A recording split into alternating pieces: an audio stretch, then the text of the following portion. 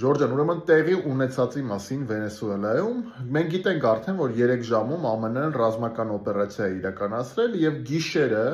ննջարանից իրենց տան մեջից Մադուրոին եւ իր կնոջը, Վենեսուելայի նախագահին եւ իր կնոջը, ԱՄՆ հատուկ ջոկատայինները փախցրել ու տարել են ԱՄՆ։ Եվ հիմա Մադուրոն եւ իր կինը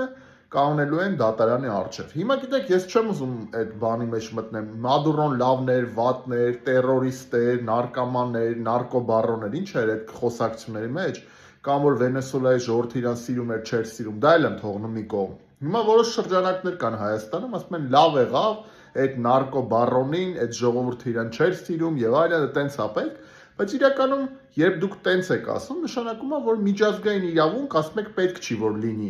Ուժով ամեն ինչ պետք է որոշվի։ Ես շատ լավ հասկանում եմ, որ աշխարհում այլևս միջազգային իրավունքի վրա,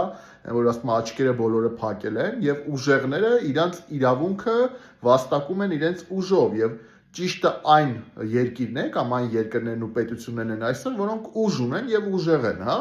Բայց երբ որ մենք կոչ ենք անում, որ այո, շատ լավ է, էսա, այնա, խի աշխարհում էլ չկան վատ ղեկավարներ, որոնց ժողովուրդը չի սիրում, կամ էլ ղեկավարներ, ովքեր կանգնած են նարկոտրաֆիկի հետևում, զենքի վաճառքի հետևում, հազար ու մի բանի հետևում, անօրինական կամ դիկտատորներ են եւ այլն եւ այլն։ Հիմա ինչ նշանակում է ով հասցնի, որ երկիրը ուզենա ում հետ ինչ հարց ունենա, գնա ուրեմն հատուկ ջոկատայինները այդ երկրի մտնեն ննջասենյակ կամ տուն, գիշերով քնած այդ երկրի ղեկավարին ու իր ընտանիքի անդամներին փախցնեն տանեն իրենց երկիր ու դատեն։ Չէ, գիտեք, միջազգային իրավունքը որքանով էլ այսօր ոտնահարված է շատ երկրների կողմից, գրեթե ամբողջ համաշխարհային հանրության կողմից,